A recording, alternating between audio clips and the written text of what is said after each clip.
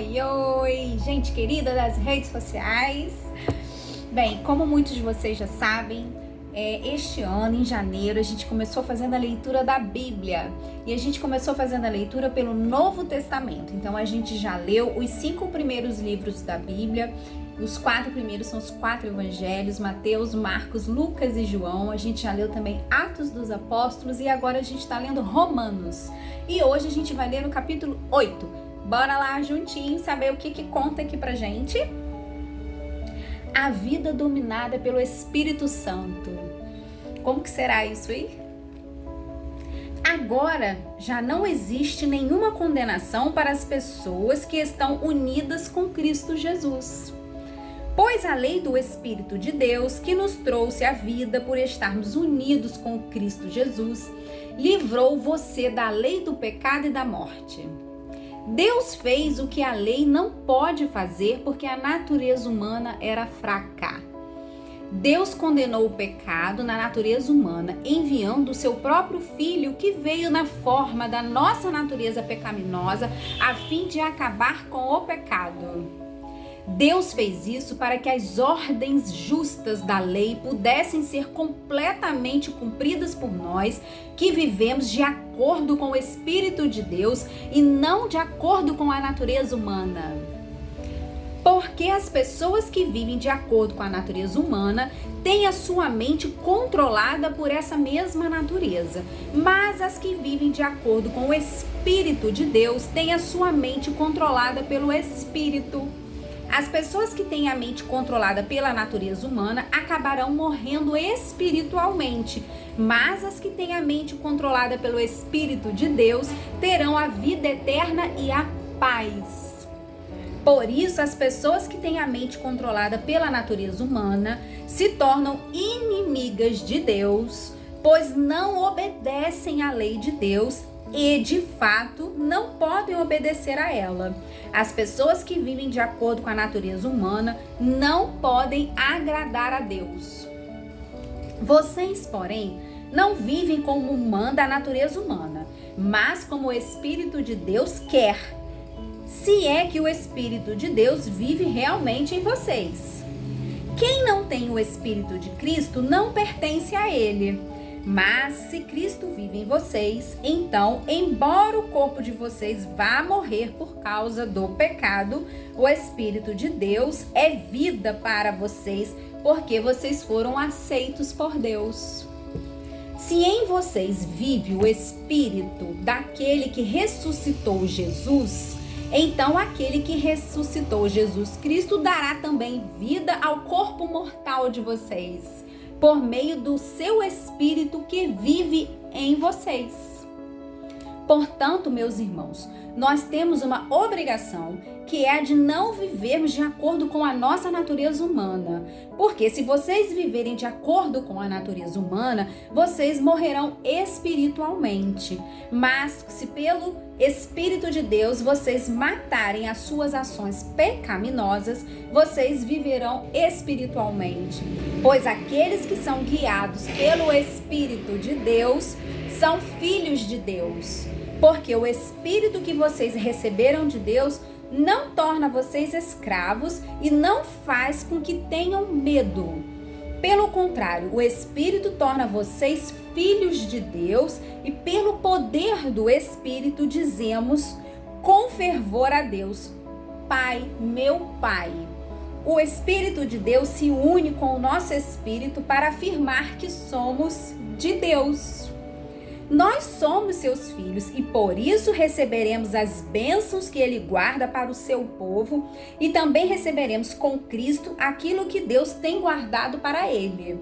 Porque se tomamos parte nos sofrimentos de Cristo, também tomaremos parte na sua glória. A glória futura. Eu penso que o que sofremos durante a nossa vida não pode ser comparado de modo nenhum com a glória que nos será revelada no futuro. O universo todo espera com muita impaciência o momento em que Deus vai revelar o que os seus filhos realmente são.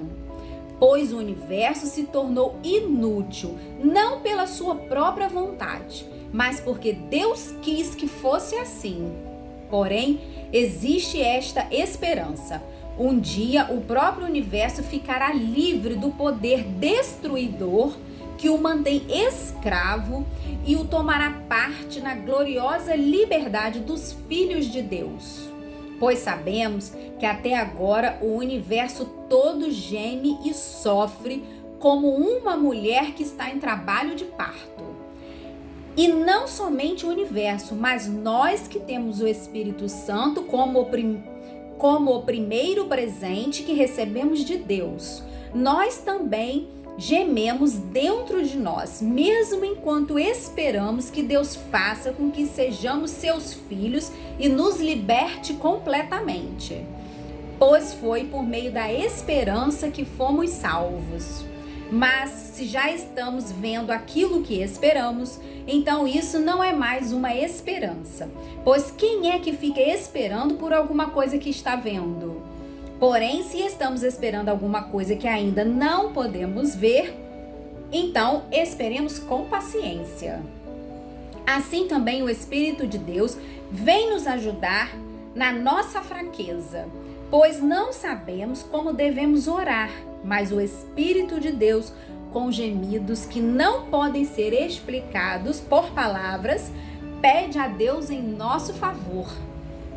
E Deus, que vê o que está dentro do coração, sabe qual é o pensamento do Espírito, porque o Espírito pede em favor do povo de Deus e pede de acordo com a vontade de Deus, pois sabemos que todas as coisas trabalham juntas para o bem daqueles que amam a Deus, daqueles a quem Ele chamou de acordo com o seu plano. Porque aqueles que já tinham sido escolhidos por Deus, Ele também separou, a fim de se tornarem parecidos com o seu Filho. Ele fez isso para que o Filho fosse o primeiro entre muitos irmãos. Assim Deus chamou os que havia separado. Não somente os chamou, mas também os aceitou. E não somente os aceitou, mas também repartiu a sua glória com eles. O amor de Deus, que é nosso por meio de Cristo. Diante de tudo isso, o que mais podemos dizer? Se Deus está do nosso lado, quem poderá nos vencer? Ninguém, porque ele nem mesmo deixou de entregar o próprio Filho, mas o ofereceu por todos nós. Se Ele nos deu o seu Filho, será que não nos dará também todas as coisas? Quem acusará aqueles que Deus escolheu? Ninguém, porque o próprio Deus declara que eles não são culpados. Será que alguém poderá condená-los? Ninguém, pois foi Cristo Jesus quem morreu, ou melhor, quem foi ressuscitado e está à direita de Deus.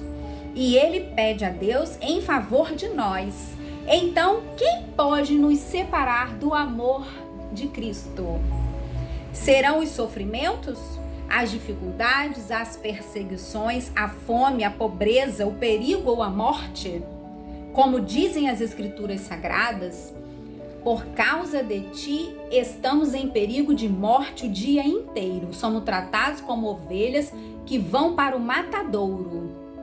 Em todas essas coisas, temos a vitória completa por meio daquele que nos amou.